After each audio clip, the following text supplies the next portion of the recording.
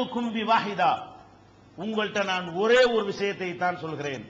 நபியே, நீங்க அந்த மக்கள்கிட்ட போய் சொல்லுங்க, முகமதே சொல்லுங்கள், இன்னமா அயலுக்கும் பிவாஹிதா, ஒரே ஒரு விஷயத்தை தான் நான் உங்களுக்கு சொல்கிறேன். என்ன விஷயம்?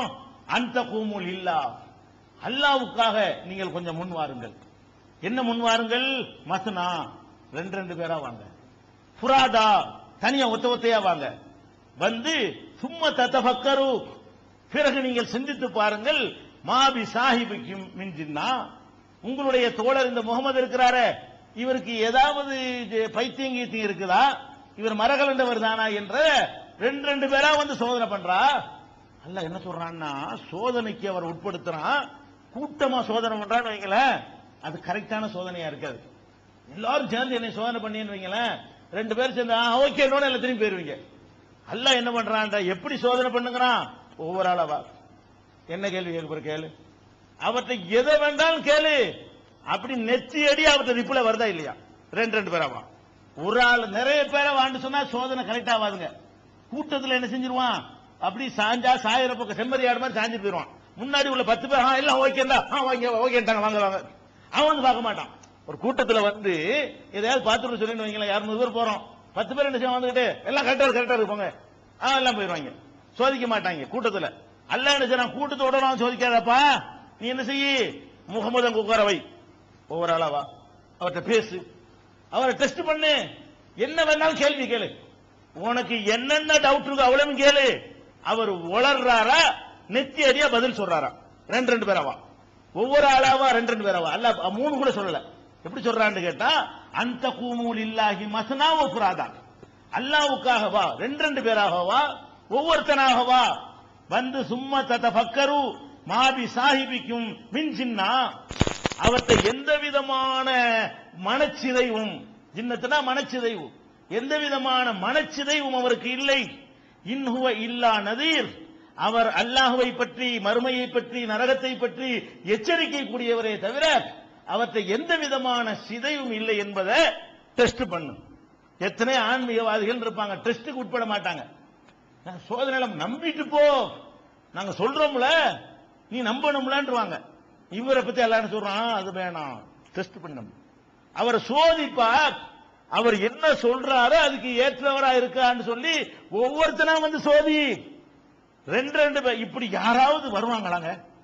எந்த ஒரு ஆன்மீக நிலையில் உள்ளவராவது, என்னை யார் வேண்டுமானாலும் ஒவ்வொருவரா வந்து நீங்க என்னை டெஸ்ட் பண்ணி கொள்ளலாம், என்னை சோதித்துக் கொள்ளுங்கள், நான் உளர்றேனா, நான் பொய் சொல்றேனா, ஒரு நோக்கம் இருக்குதா, நான் தெளிவில்லாமல் பேசுறேனா, நான் ஒரு மெண்டல் மாதிரி இருக்கிறேனா, என்ன வேண்டாலும் கேளுப்பா, உன்னையை விட தெளிவா நான் இருக்கிறேன், நிரூபிக்கிறேன் அப்படின்னு யாருக்கும் சொல்ல இயலுமா? பேசி பார்த்துவிட்டு கண்டிப்பா இருந்தாலும் மரகலண்டெல்லாம் போகல, ரொம்ப ஷார்ப்பா இருக்காரு, ரொம்ப விவரமா இருக்காரு, ரொம்ப தெளிவா இருக்காரு, முன்னைக்கு விட பரவாயில்லை, கூடுதலா இருக்காரு பண்றானா இல்லையா? பேசி பார்த்துட்டு போய் முந்தி இருந்ததை விட பல மடங்கு ஆளு ரொம்ப விவரமா தான் இருக்கிறாரு. அப்ப வந்து ஒரு மனிதரை வந்து நிரூபிச்சு காட்டுவதற்கு எல்லா விதமான சோதனைகளுக்கும் அறிவுபூர்வமான, மனச்சிதைவை ஆய்வு செய்வதற்கு அறிவுபூர்வமான சோதனை தானே வேணும். ஒருத்தர் ஜின்னத்துங்கிறது மனச்சிதைவு, ஜின்னத்திலிருந்து மஜ்னூன்லாம் அதுதான் வருது. அப்ப ஒருத்தருக்கு மனச்சிதைவு இருக்குதா இல்லையாண்டு ஆய்வு செஞ்சுக்கன்னு சொல்வதாக இருந்தால் அவர் சட்டையை ஆய்வு செய்ய முடியும். சட்டையை ஆய்வு செஞ்சா மனச்சிதைவுன்னு கண்டுபிடிக்க முடியும், தலைமுடியை வச்சுக்கிட்டா கண்டுபிடிக்க முடியும். ஒருத்தருடைய மனச்சிதைவு இருக்கான்னு ஆய்வு செய்வதாக இருந்தால் அவர்கிட்ட கவுன்சிலிங் வச்சுதான் என்ன செய்ய முடியும், ஆய்வு செய்ய முடியும். கொடுத்து பாடுறா, உனக்கு கவுன்சிலிங் பண்ணிடுவாரு. நீ போய் அவருக்கு கவுன்சிலிங் பண்ண வந்தா அவர் என்ன செய்வாரு, உனக்கு கவுன்சிலிங் பண்ணி அனுப்பி விட்டுறாரு போ அப்படின்னு அல்லாஹ் சொல்றானே. அப்ப அவங்களுடைய அறிவு திறனை முன் வைக்கிறான் அல்லாஹ்.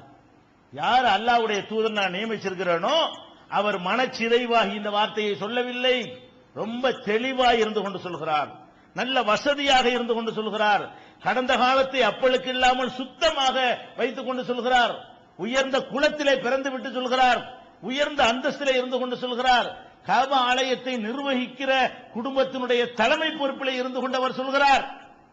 நிரூபிக்கிறாரா இல்லையா? இறை தூதர் தான் என்பதை இதை விட எப்படி நிரூபிக்கிறது? வேற என்னத்துக்கு அவர் இதை சொல்லணுங்கிற? இந்த கொள்கையை சொன்னால் என்ன கிடைக்கும் நல்லா தெரியும். என்ன கிடைக்குங்கிறது பின்னாடி தெரிகிறது இல்ல, என்ன கிடைக்கும் என்பது முத நாளே தெரியும். யாருக்கு தெரியும்? நபி ஸல்லல்லாஹு அலைஹி வஸல்லம் அவர்களுக்கு அல்லாஹ் ஒருவனை மட்டும் வணங்குங்கள் என்று சொன்னால் அதனுடைய ரிசல்ட் எப்படி இருக்கும் என்பது முத நாளே அல்லாஹ் காட்டுறான். எப்படி காட்டுறான்?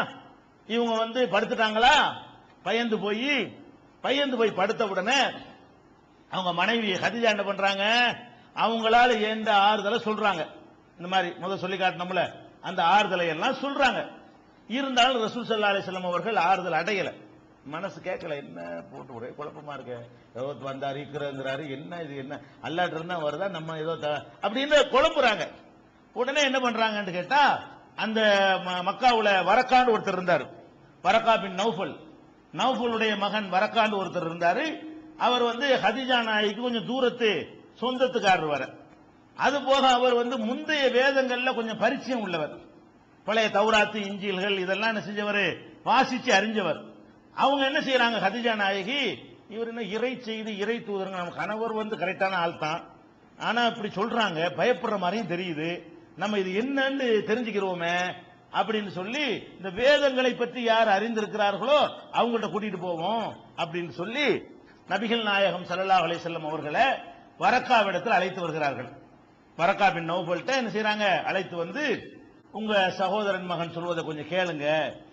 ரசூல் ஸல்லல்லாஹு அலைஹி வஸல்லம் அவங்க நடந்ததெல்லாம் சொல்றாங்க.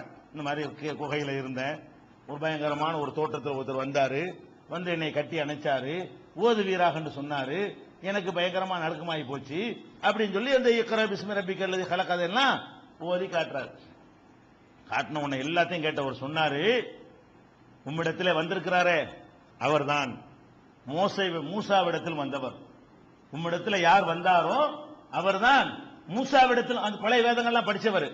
இந்த அறிகுறி எல்லாம் பார்த்துட்டு இந்த வேதத்தினுடைய பரிச்சயம் இருக்கிறதுனால அவர் சொல்றாரு, மூசாவிடத்தில் வந்தாரே அந்த ஜிப்ரீல் நாமூஸ்னு சொல்லுவாங்க, அந்த நாமூஸ் தான் உன்னிடத்தில் வந்திருக்கிறார், நீ ஒண்ணுக்கும் பயப்படாதே, ஆனால் உன்னை உங்க ஊரார்கள் ஊரை விட்டு விரட்டுவாங்க. ரசூல் ஸல்லல்லாஹு அலைஹி வஸல்லம் அவங்கள்ட்ட சொல்றாரு, முத நாளே சொல்றாரு, என்ன சொல்றாரு, உன்னை வந்து உங்க ஊருக்காரங்க ஊரை விட்டு விரட்டி அடிச்சிருவாங்க, ஊர்ல வைக்க மாட்டாங்க உன்னைய. இப்ப ரசூல் ஸல்லல்லாஹு அலைஹி வஸல்லத்துக்கு நம்ப முடியாம கேட்கிறாங்க, அவ முஹ்ரிஜிய என்னைய வெளியேற்றுவாங்களா, ஏன் அப்படி கேட்கிறாங்க? அப்படி அன்னைக்கு உள்ள அந்தஸ்து அப்படி.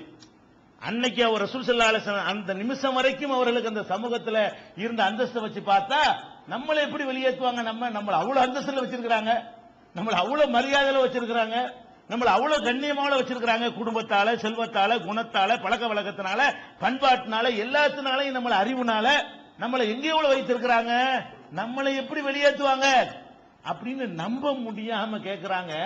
அவ முஹ்ரிஜிய என்னையவா வெளியேற்றுவாங்கிறீங்க, என்னையவா கேட்கிறாங்க. அவர் சொல்றாரு, நீ சொல்லக்கூடிய அந்த கொள்கையை யார் சொன்னாலும் அவர்கள் வெளியேற்றப்படாமல் இருந்ததில்லை, நீ உனக்கு உள்ளது இல்லப்பான்னு சொல்லக்கூடிய கொள்கைக்கு உள்ளது, நீ வந்து அதை சொல்லாம இருந்தா உன்னை வெளியேற்ற மாட்டாங்க. நீ எந்த கொள்கையை ஒரு இறைவனை வணங்கணும்னு சொல்ற பாரு, இந்த கொள்கையை யாரெல்லாம் உலகத்தில் சொன்னார்களோ அவர்களெல்லாம் கண்டிப்பாக வெளியேற்றப்பட்டே இருக்கிறார்கள், உனக்கும் அந்த கதிதான் ஏற்படும். அந்த நேரத்தில் நான் உயிரோடு இருந்தால் உனக்கு மறக்க முடியாத பலமான உதவி செய்வேன், நான் உனக்கு பக்கபலம் பண்ணிப்பேன், கவலைப்படாத. அந்த மாதிரி வெளியே ஆனா இருக்கல, அவர் சொன்னார், ஆனா அந்த அளவுக்கு ரசூல் ஸல்லல்லாஹு அலைஹி வஸல்லம் விரட்டக்கூடிய காலத்தில் அவர் இருக்கல, கொஞ்ச நாள்ல மௌத்தாயிட்டாரு. ஆனா அவர் சொன்னார், என்ன சொன்னாரு, உன்னை வெளியேற்றும் பொழுது நான் இருந்தேன் என்று சொன்னால் நான் உனக்கு பலமா உதவி செய்வேன். அப்ப என்ன தெரியுது ரசூல் ஸல்லல்லாஹு அலைஹி வஸல்லத்துக்கு, நாம எடுத்திருக்கக்கூடிய இந்த கொள்கை கண்டிப்பாக இந்த வீடு வாச சொத்து சுகம் சொந்தம் பந்தம் அந்தஸ்து மரியாதை எல்லாத்தையும் விட்டுட்டு நம்மளை வெளியேற்றிரும். அப்படி ஒரு கொள்கையவா ஒருவர் வந்து தேர்ந்தெடுப்பார்? முத நாளே தெரிஞ்சு போய் ஓடி போயிருக்கலாமே, முத நாளே தெரியும் ரிசல்ட், ஏது வெளியேற்றின அன்னைக்கு தான் தெரிய முடியல, முத நாளே அது கணிக்கப்பட்டது, முத நாளே எச்சரிக்கை செய்யப்பட்டது, முத நாளே எதிர்பார்க்கப்பட்டது, லேட் ஆயிடுச்சு 13 வருஷம்.